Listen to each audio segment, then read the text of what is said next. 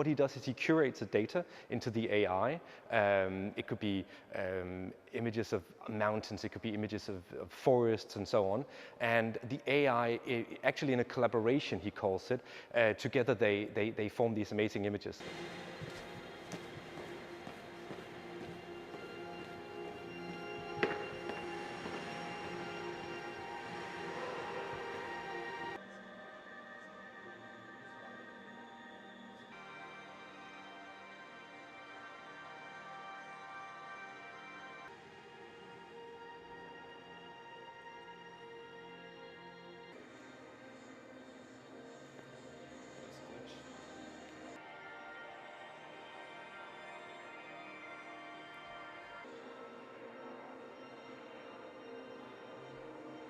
He has this idea of, now that we talk about artificial intelligence and how machines, computers in particular, are beginning to think by themselves, I think we can say roughly. He imagines if they can think, if they can learn, can they also dream, can they also hallucinate? The same way that we can. And he sort of tries to imagine, if you feed these nature images into a machine, what would it then dream of?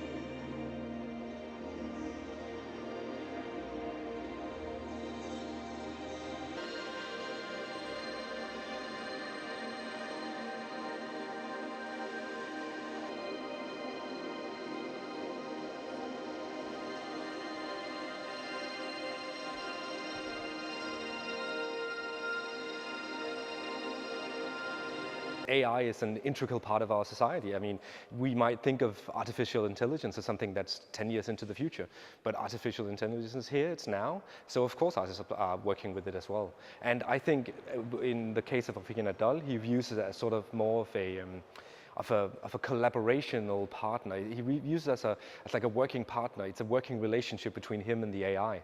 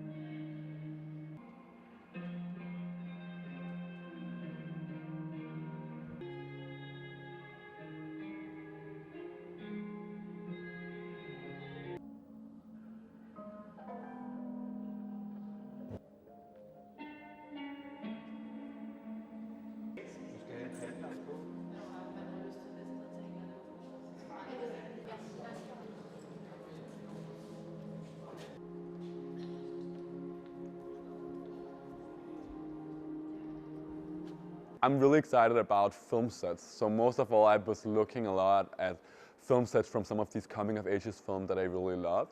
And I always like these empty film sets is exciting for me to look at because they have the potential of being like transformed into something else. And I wanted to create something. It's not a real skate park. It's like a film set. It's a fake skate park. It's something. It's a super symbol of like something you could skate as, but there's no skaters in there. So it's all like film sets. It's fake. It's also not real graffiti in the space. It's the symbol of graffiti, but inside of the art institution. So it becomes more like a play with a set. It's almost a theater for me.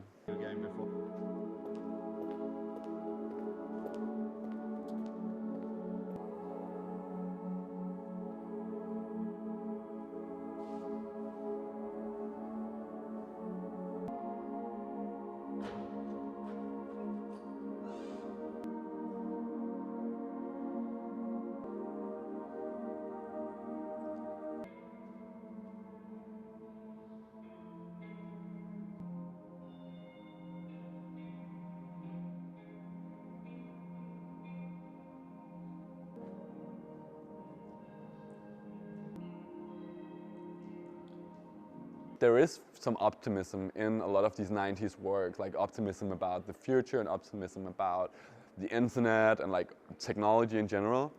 And I think today, even though the 90s is not that far away, it still feels really far away because we live in a completely other time where everyone has access to social media. We know what it does to our brains. There is like wars, there is climate, this whole like there's so many conflicts in the world. And there was also that, of course, in the 90s. But we look at these artworks, at least I do, in another way today, which is not just like positive, but it's more about like, okay, what can we take? Can we understand ourselves better in our situation while actually like looking at the artworks now?